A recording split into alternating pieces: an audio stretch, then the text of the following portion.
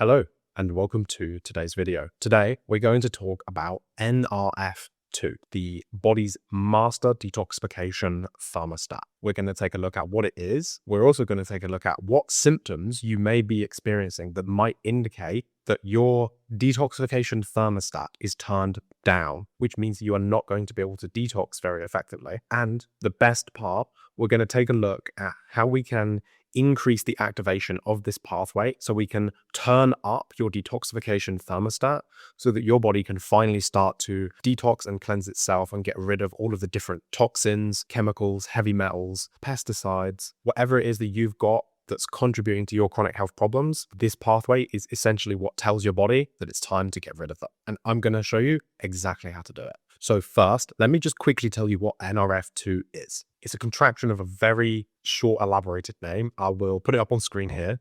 It's called nuclear factor erythroid 2 related factor 2. A very big mouthful of words, but we're just going to call it NRF2 because why not? It's much simpler. But the reason that you want to know about this compound, this process in your body, is that it is the master transcription factor that regulates the expression of hundreds of different genes, including genes involved in antioxidant defense, phase 1 and phase 2 detoxification pathways in the liver, glutathione synthesis and recycling, redox balance, mitochondrial protection, and inflammatory modulation. So you can see how this is really important if you want detox to work, because not only does it directly influence many of the different detox processes, but it also affects redox balance, which is basically the body's ability to make energy on a cellular level, which is really important if you want to be able to detox. It's what governs mitochondrial protection. Mitochondria is what produces this ATP that gives us energy at cellular level, which is really important if we want to be able to detox. And it's one of the main ways that we modulate inflammation. And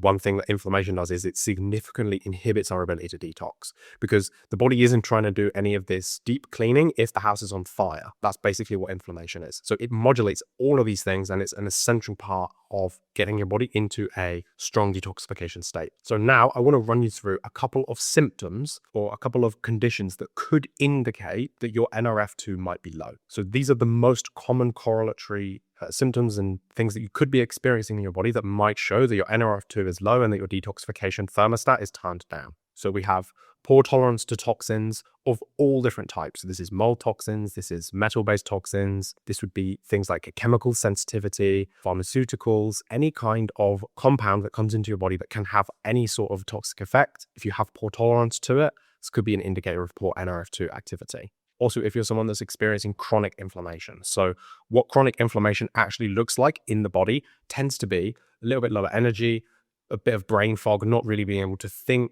very clearly or have peak level performance, poor recovery from exercise, just chronic pain or any kind of like inflammatory kind of thing in the body. So this could be an autoimmune problem, this could be joint pains, this could be headaches. If you have any kind of pain, it's almost always governed by inflammation on one level or another. Another big one is fatigue, just generally having fatigue, not having enough energy. There's a really good indicator that this pathway could be low. If there is any indicator of neurodegeneration, so dementia, Parkinson's, Alzheimer's, we have a lot of mitochondria in the nervous system tissues. This is one of the first places that you'll start to see this. This is also why brain fog can be one of the big clues that this could be a problem for you.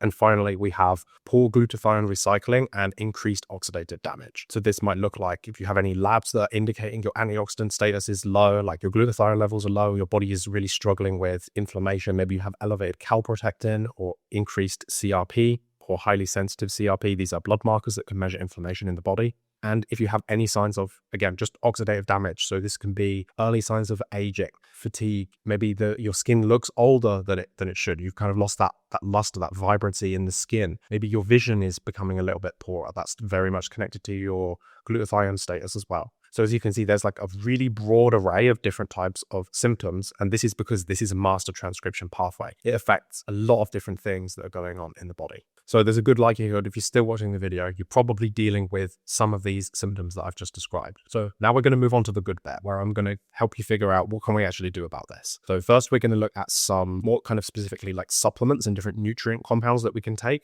because obviously this is a biochemical process in the body, which means that we need to make sure we have the right ingredients for the body to be able to do these processes. It's like trying to bake a cake when you don't have any eggs and you don't have any flour and you don't have any sugar. You can't make a cake out of nothing. It is the same. You can't do these detoxification processes with nothing. We need ingredients. So we're going to look at that. Then we're going to also look at some different types of modalities and therapies that we can add that can help to upregulate how this pathway is functioning. Because we don't just need to make sure we have the raw ingredients, we also have to make sure that we're using them efficiently and that this thermostat is kind of turned up so that we're signaling that this pathway should turn on and those detoxification processes should work. So starting with the nutrients, you're going to see that there's a lot of crossover here with some of the things that I talked about in other videos, like the phase 2 liver detoxification guide and other videos where we've covered the nutritive elements of detox, because surprise, surprise, many of these are the same. So first of all, we've got glutamine, glycine, and cysteine. These are the precursors for glutathione. And we know glutathione is a really important part of the antioxidant status. But also glycine has its own detoxification pathway. So glycine is really important there. Glutamine can help with healing the gut lining. So that can also be really important. And cysteine itself is a sulfur-based compound, so it can act as a detoxifier, but it also can be used in sulfation as well. The body could turn it into sulfate, so we can use that in the sulfation detoxification process as well. A good little side note here is molybdenum can be really helpful, and even B6 as well, because the body needs these two nutrients to turn this cysteine from N-acetylcysteine into sulfate. So these are also two important nutrients to make sure that we can do this process. Also on the nutrient support list, we have selenium. Selenium is really important in making sure that the body is able to use the glutathione that it has to do these detoxification processes. So selenium, really high on the list of important nutrients as well. We also have vitamin B2, which is a really important cofactor in a lot of detoxification processes. We use it in methylation, and we've also got magnesium. Magnesium is so important. You're probably already taking magnesium.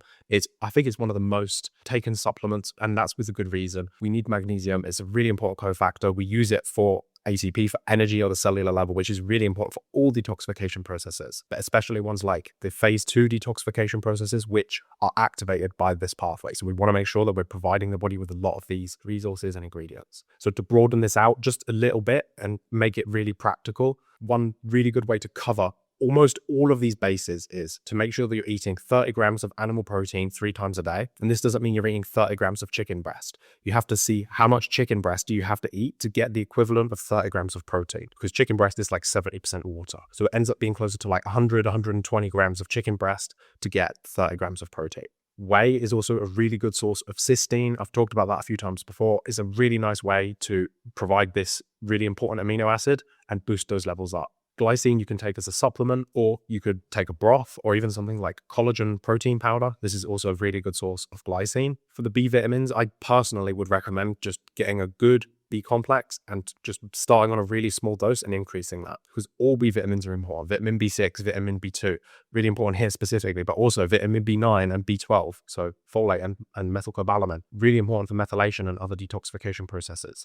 We've got vitamin B1, which everyone is talking about nowadays. It's so important. So just take them all. Just take all of the B vitamins, because then you cover every single base. So good B complex. You could use Thorne, you could use Seeking Health. There are a lot of really good, reputable companies that have really good compositions of vitamin D complexes. And we talk specifically about selenium and molybdenum here, but all other nutrients are important. Iodine is important for this. Copper and zinc. Zinc is so important. There's a little section we're going to talk about towards the end called metallothionein. It's really, really important for that process. So again, a good trace mineral supplement is really nice because it covers a lot of these bases as well. I actually use this product myself and I recommend it. It's the Trace Minerals Complex by Seeking Health. I really like it. It made a huge difference for me. I felt great from using it. I've used it with many clients. I tend to tolerate it very, very well. So this again is a really good broad spectrum way to just cover all of these bases. So to summarize, good trace mineral product, good B vitamin complex, make sure you're eating enough animal protein in the diet. That covers basically the majority of all of these things that we just talked about here. Next, we can look at some compounds that activate this pathway. So these are also supplements that we could take or things that we can eat that can help to upregulate this kind of thermostat, so to turn it up to increase the rate that this pathway is working, to basically increase all of the downstream antioxidant and detoxification effects that happen. So this section is basically like polyphenolic compounds that we get from different fruits and vegetables and plants. And there's different varying levels of data and information about different compounds. But as a general rule of thumb, what I would strongly recommend is that you go for diversity. Try to get as many of these different types of plant compounds that you can possibly get. So I'm just going to list a couple of them off to you really, really quickly. We've got sulforaphane, which we can find in broccoli sprouts. We can buy that as a supplement, or we can make broccoli sprouts at home. We've got curcumin, which is found in turmeric. We've got EGCG, which is found in green tea. So if you're sensitive to caffeine, you can just find products that have the polyphenols from green tea, or we could incorporate green tea 1 or 2 times a day. We've got resveratrol that usually you would take in the form of a supplement. Quercetin, which again, you could take as a supplement, or you can find it in literally every single fruit and vegetable on the planet has some quercetin in it. So again, diversity really is a nice option here. And allicin, which is one of the really strong compounds that you find in garlic. I wouldn't recommend taking allicin as actually just a product by itself because it's a very strong antimicrobial and it can have the same effect as antibiotics in your gut. But if you want to eat garlic or raw garlic, incorporate garlic in your foods, that will give you a lot of this compound. So these are just some of the ones that have the most data pointing towards them. Like we have a lot of studies on sulforaphane from broccoli sprouts, but really you can do this with just about anything. You can use astaxanthin, which you can get from that red pigment from salmon or from seafood, or you can get it as a supplement. There will be compounds in different types of herbs like rosemary and basil, thyme, ginger. All of these things will have different polyphenol compounds that will help to upregulate NRF2 pathways. So really the key is pick 1 or 2 from here. Like for me personally, I put curcumin, so this is like turmeric, in a bunch of different foods. I love having curry every now and then. I like to make tea with fresh turmeric root when I can get it.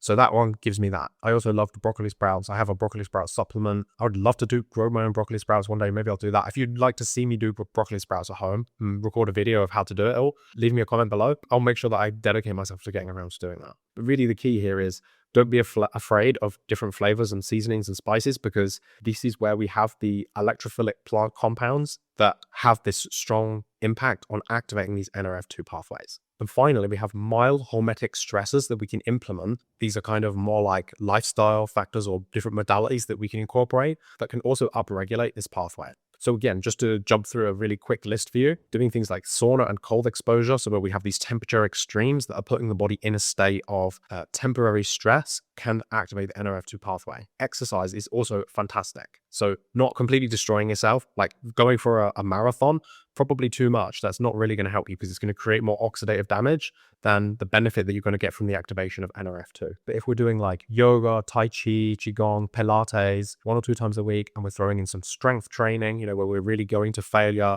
really trying to push to the maximum of what our muscles are currently able to, and then giving adequate recovery, and also throwing in a little bit of cardio. So, maybe for me, it's a bit of gardening, going up and down this very steep hill that we have on our property with a wheelbarrow full of stuff, or if that's a dance class or karate, kickboxing, whatever it is. All of these are really, really great activators of the NRF2 pathway. And if you can't handle doing things at that level of extreme intensity, even doing like a little bit of rebounding or going for a simple walk will help. It's more gentle, but it will still have some activation effect. So don't get too caught up on all the things that I've said that you can't do. Just focus on the things that you can do and do those instead. That's going to be more than enough. And finally, in this category, we have fasting. Fasting is a really nice way to activate NRF2.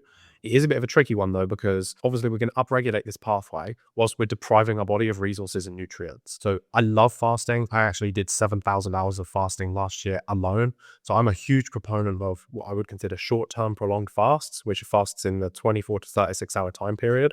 But the strength, the benefit that you get from fasting really depends on how well nourished your body is before you enter into that fast. So we have to make sure that you have all of the glutamine, glycine, cysteine, all of the trace minerals, all the B vitamins. We have to make sure we have all of these nutrients. Otherwise, when you fast, you activate these pathways, you're not actually going to feel better. You're going to feel much worse, and you're going to kind of be paying the debt back after the fast, and you're not going to feel very good. So fasting is absolutely phenomenal. It's one of my top healing modalities, but you have to do a lot of groundwork to make sure that fasting is going to be helpful for you.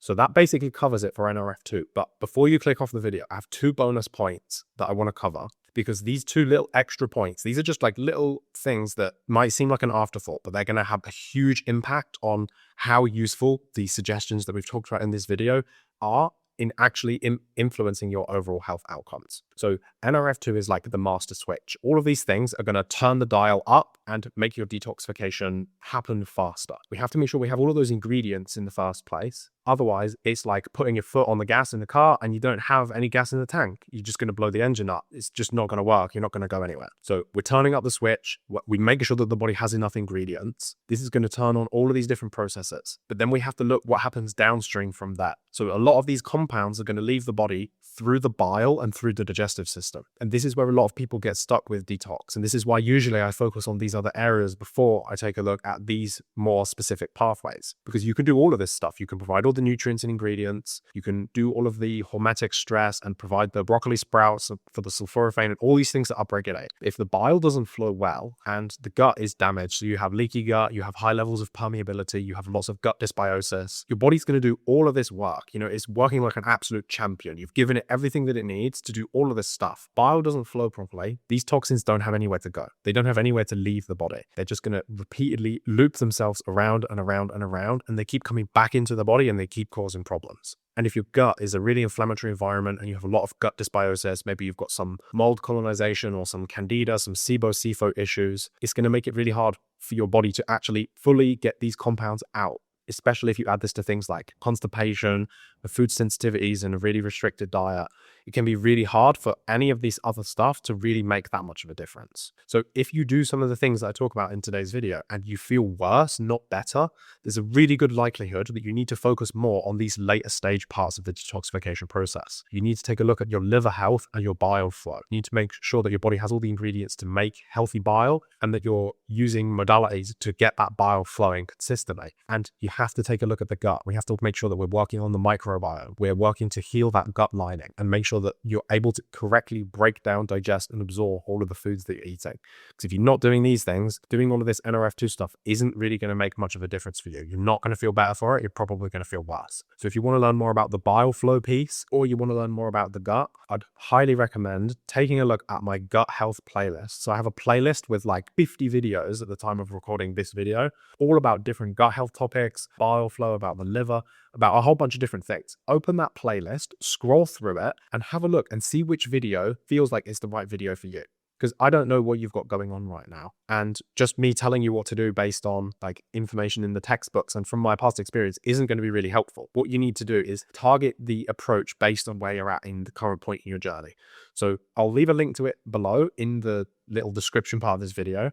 Take a look at our gut health video playlist. Scroll through those videos and see if there are any in there that are really calling to you. And to take a look, they'll probably have that little golden nugget piece of information that you're missing that's holding you back from that next level of that health outcome that you're looking for. But as always, I really hope you've enjoyed this video. If you feel like you want a little bit of extra personalized support, feel warmly welcome to send me an email, support@williamdickinson.co.uk, and we can look at arranging a consultation together where I can help you apply a lot of this information to your actual personal situation. But as I was saying, as always, hope you've really enjoyed. And if you have any questions or comments, please do feel free to leave them below. So that's all from me today. You take care, and I'll see you in the next video. Bye-bye.